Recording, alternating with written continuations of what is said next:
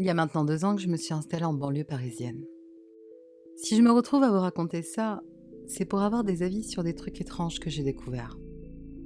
Le plus simple, c'est que je vous raconte tout depuis le début. Je suis étudiante, et comme beaucoup, j'ai eu la joie de chercher un appart sur Paris. Je suis allée de désillusion en désillusion, jusqu'à finir par échouer dans une banlieue de Seine-Saint-Denis. Je vais pas mentir, au départ j'étais pleine d'a priori. Mais au final, j'étais plutôt cool. La fac me laisse pas mal de temps pour glander. Et j'ai rapidement sympathisé avec le mec qui vit sur le même palier que moi. Je suis du genre tête brûlée.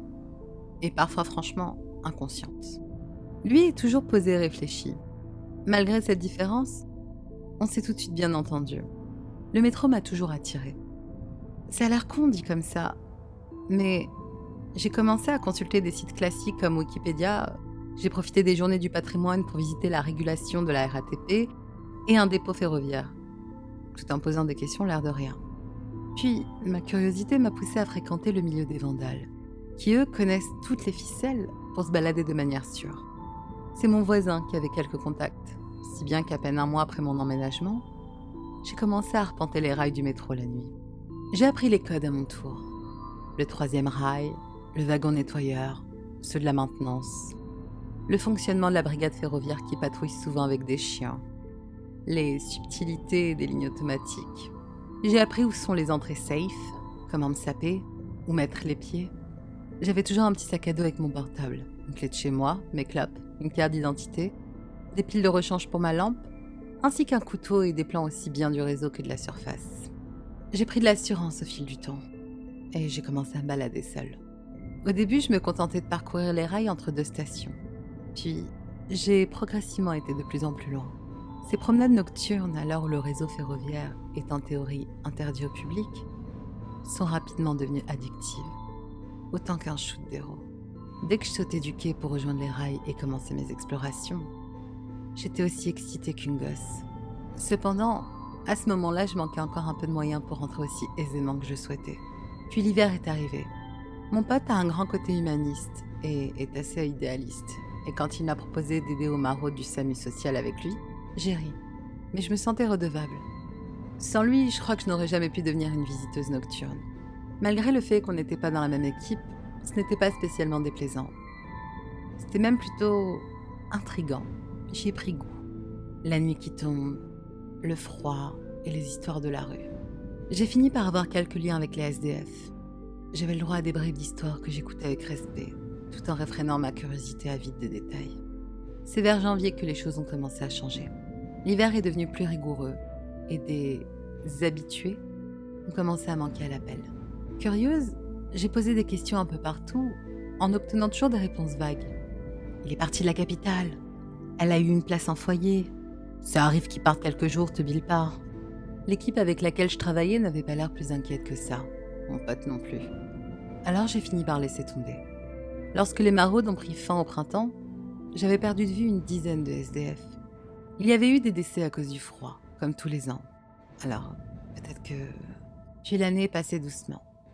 Je fréquentais toujours 2 à 3 nuits par semaine le réseau ferroviaire. J'avais réussi à choper un passe-partout à bon prix, ce qui me permettait de rentrer beaucoup plus facilement. J'écumais les coulisses de la RATP avec joie. Je gardais à présent une bombe de peinture sur moi et posais mon blaze assez régulièrement aux côtés de grands noms du milieu, en étant aussi intimidée et fière qu'une gamine. Au bout d'1 an, je me suis sentie prête à explorer ce qui m'attirait vraiment. Les stations fantômes. Dans mes rêves, je grimpais sur les quais d'Axo, cette station mythique qui n'a jamais vu un seul passager. J'ai arpenté la voie des finances. J'ai préparé mes propres plans en référençant les voies de maintenance, les ateliers, les stations de lavage et tout ce que j'avais découvert au fil du temps. En fouillant sur Internet, j'ai même pu trouver les points GPS des stations fantômes. J'ai appris mon plan, ainsi que les horaires des dernières et des premières rames par cœur. Je connaissais même la signalétique qui fait office de code de la route pour les conducteurs. Je me tenais à l'affût via le site social des travaux en cours afin d'éviter ces zones-là. J'interrogeais régulièrement les anciens qui se baladent avec une facilité déconcertante dans le réseau. Je suivais leurs conseils avec un respect presque religieux. Dans l'ensemble, tout s'est toujours bien passé. Certaines stations ont été plus vandalisées que d'autres. Mais je n'ai jamais eu de soucis. Il faut dire que j'ai soigneusement évité la station la plus surveillée, celle de Gare du Nord, qui a été réaménagée en centre de formation. Beaucoup se sont fait choper par la ferroviaire là-bas. En un an, je me suis fait arrêter qu'une seule fois. À cette période-là, je n'avais pas de peinture sur moi. Si bien que j'ai simplement écopé d'une amende pour violation de propriété. L'hiver est de nouveau arrivé. J'ai repris le bénévolat pour le SAMU social et le même manège s'est reproduit. Des gens qui disparaissaient sans que personne n'y prête attention. J'avais naïvement espéré revoir les disparus de l'an dernier. Mais non. La saison s'est finie et le constat était le même que l'an dernier. Sauf que cette fois-ci, ma curiosité ne s'est pas rendormie. Je voulais comprendre. Il n'y avait pas de profil type, ni de caractéristiques communes à ma connaissance. C'étaient des femmes, des hommes, de tous les âges, de toutes les origines. Certains te disaient à la prochaine fois, et beaucoup n'avaient pas l'air de vouloir partir en foyer ou ailleurs. J'ai commencé par chercher dans des squats. Je sais que c'est un peu cliché, mais il me fallait bien un début. Il est clair que je ne connais pas tous les lieux de ce genre en Île-de-France. Alors j'ai fait avec mes maigres infos sur le domaine, et en continuant de saouler mes potes avec mes questions pour avoir d'autres adresses. Sans résultat. Mes balades métropolitaines ont été remplacées par ça. C'était ma nouvelle obsession. Je voulais comprendre. Mais les rails ont rapidement fini par me manquer. Visiter des squats, c'est clairement pas la même dose d'adrénaline. Je me suis alors intéressée aux quelques gares désaffectées restantes pour joindre les deux. Mais les résultats étaient toujours absents. Un jour, un mec ayant eu vent de ma fascination pour les lieux oubliés et interdits m'a glissé 2 lettres à l'oreille. S.K. Mes recherches étaient au point mort. Tout le monde s'en foutait. Ma curiosité était piquée. Alors j'ai abandonné mon enquête et je suis partie là-dessus. Google m'a renseigné sur ce projet de transport, soi-disant novateur et abandonné dès la fin de la construction. Seule une ligne sur les 3 a fonctionné quelque temps. J'ai continué mes recherches, interrogé mes contacts, des forums spécialisés. Apparemment, personne n'avait tenté l'exploration du réseau. Ce truc semblait obscur, oublié par tous. Cependant, j'ai fini par trouver un accès à la ligne passant dans mon département. Je m'attendais à découvrir un truc similaire au métro. Ça a été le cas au début, mais ça a rapidement dérapé. D'abord, il y avait les rats. Pas juste une petite dizaine comme on peut croiser dans les tunnels. Vraiment, des régiments entiers de rongeurs. J'ai tout de même continué. J'ai fait toute la nuit. Le truc était totalement abandonné. Pas d'entretien régulier, pas de surveillance. Et puis, il y a eu l'odeur. Je vais m'égarer quelques secondes. Mes parents avaient une maison de campagne et régulièrement des souris s'installaient dans les épais murs en pierre. Du coup, ils mettaient du grain empoisonné et souvent les bestioles allaient crever dans les murs de la maison tout en dégageant une odeur fétide. Ce que j'ai senti ce jour-là, c'était la même chose mais en plus fort. Ça ne m'a pas inquiétée sur le moment. J'ai cru à un traitement de dératisation. Les installations, bien qu'abandonnées, restent à la charge de l'État. Alors c'était pas improbable. Personne n'a envie d'avoir des souterrains infestés de nuisibles. J'ai ensuite trouvé des lambeaux de fringues éparpillés. Ils avaient l'air usés par le temps et étaient couverts d'une poussière noirâtre. Je ne sais pas pourquoi, mais j'ai poursuivi, en pensant naïvement que des gosses s'étaient amusés à les faire passer par les grilles d'aération. Pour avoir fait quelques repérages à l'air libre afin d'être sûr de mon accès, j'avais pu voir plusieurs grilles. Aujourd'hui, je sais que c'est con d'avoir cru ça, mais je commençais à pas mal stresser, alors je pense que j'ai voulu me rassurer un peu. Ce qui a fait monter d'un cran la tension, c'est les traces. On aurait dit que quelqu'un avait trempé sa main dans un pot de peinture avant de la faire glisser le long du mur. Sauf que dans le cas présent, la peinture tirait sur le rouge sombre, presque noir. Je n'ai pas immédiatement pensé à du sang. Au début, j'ai songé à une blague, un avertissement fait par des squatteurs. J'ai hésité. Je me suis allumé une clope le temps de réfléchir, et j'ai finalement décidé de rester. Les traces continuaient sur une dizaine de mètres avant de s'arrêter en devenant plus fines, et en se séparant en 5 traînées, comme les 5 doigts de la main. Ma lampe torche a balayé la voie, et c'est alors que j'ai vu la flaque au centre. À la couleur et à l'odeur métallique, j'ai fini par comprendre. Je me suis demandé comment j'avais pu ne pas l'avoir avant. Je me suis forcée à respirer un grand coup et j'ai fait demi-tour calmement. Je ne voulais pas faire de bruit. Dans les tunnels, le moindre son un peu fort résonne et peut trahir votre présence. Ce jour, plus que jamais, je ne voulais pas être repérable. Au moment de sortir, j'ai remarqué que l'intérieur de la porte avait été gratté, sans doute avec une lame. J'avais déjà vu des caractères similaires quelque part. Ça m'est revenu par la suite. C'était du runique. À présent, je suis là comme une conne. Il y a des SDF qui disparaissent et tout le monde s'en fout. Il y a cette ligne jamais ouverte au public avec des centaines de rats, des fringues en lambeaux, du sang frais et des inscriptions cheloues. Le tout me fait penser à une espèce de rituel et j'en ai aucune idée. Je ne sais même pas si les deux sont liés. Je n'espère pas. Je n'y comprends pas grand-chose en fait et je ne sais pas quoi faire. Je peux pas aller voir les flics. Coucou, il y a du sang dans une voie désaffectée d'un transport jamais ouvert au public. Au mieux, je passe pour une cinglée. Au pire, je me fais arrêter parce que j'ai rien à foutre là. Et j'ai pas envie qu'on me colle un meurtre sur le dos. Je n'ose pas en parler à mes potes non plus. Personne n'était vraiment chaud pour que j'aille là-bas. C'est pour ça que je fais ce blog.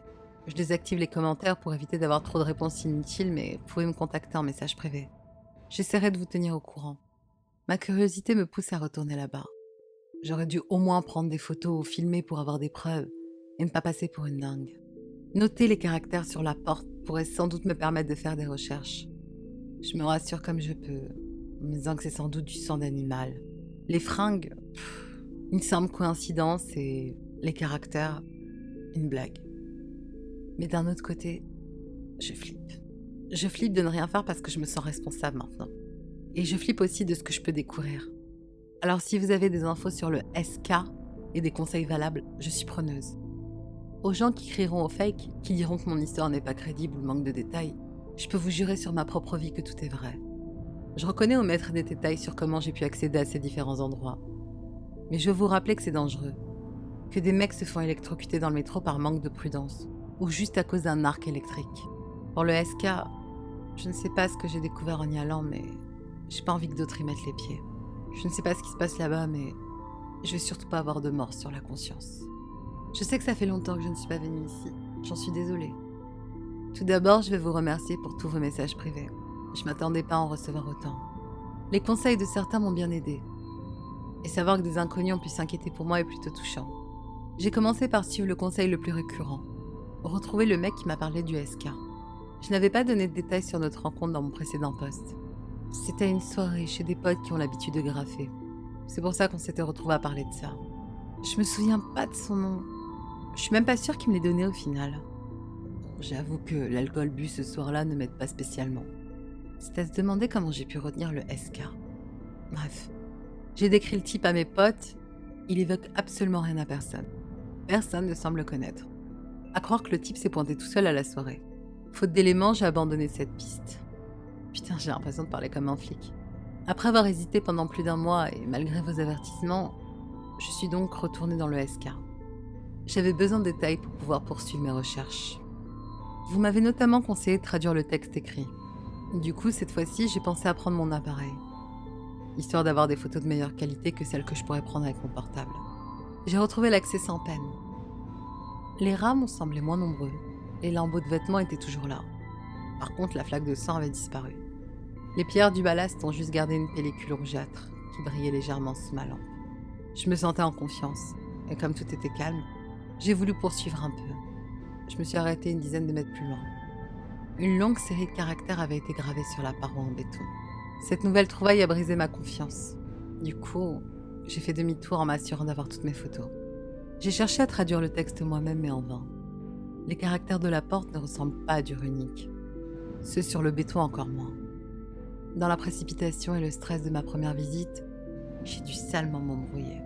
En fouillant sur internet, j'ai fini par trouver un site où des fans de langue morte échangent. J'ai posté mes photos avec un prétexte bidon et en réclamant de l'aide pour comprendre le texte. Je n'ai pas eu de réponse pendant plusieurs jours. Personne ne m'a répondu sur le sujet. J'ai par contre reçu un MP d'un membre assez ancien et semblant avoir une bonne réputation. Du coup, il me paraît assez fiable. Dans son message, il m'a expliqué qu'il s'agit en fait de caractères cunéiformes, mêlant du sumérien et du mésopotamien. Le texte gravé sur la porte fait référence à deux noms, Nergal et Ereshkigal. Celui sur la porte parle, lui, des Assags. D'après le type, ce serait une sorte de prophétie ou un rituel d'invocation. Mais il a refusé de m'en dire plus et s'est contenté de me mettre en garde contre les effets que pouvaient avoir ces textes millénaires. Je vais pas mentir, j'avais jamais lu ces noms avant. Du coup, une fois de plus, Google m'a bien aidé. Ce sont des démons. Nergal et sa compagne Ereshkigal semblent régner ensemble sur les enfers. Un couple charmant, visiblement. Pour les Asag, ce sont des esprits démoniaques, censés apporter des maladies. Encore un truc charmant. J'en suis là pour le moment. Je me sens toujours perdue. Je ne sais pas si le sang est lié à une espèce d'offrande pour un rituel ou si ça a mal tourné pour celui ou celle qui a voulu jouer à ça. La personne, en tout cas, semble s'y connaître un minimum. Je crois que dans quelques mois, j'y retournerai pour voir si je découvre quelque chose de nouveau, et histoire de garder un œil sur l'endroit. Je vous tiendrai au courant. Je pensais pas revenir aujourd'hui. Mais en rangeant mes photos sur mon PC, un détail sur l'une d'entre elles m'a interpellée. C'était une avec des lambeaux de fringues dessus. Accidentellement, j'ai zoomé dessus avec la molette de ma souris. Bien que le tissu soit noirci, le motif reste parfaitement reconnaissable. Au début, je croyais que les disparitions de SDF pouvaient avoir un lien. Aujourd'hui, j'en doute, en effet. Quel adulte porterait des fringues avec des putains de petits canards jaunes dessus ?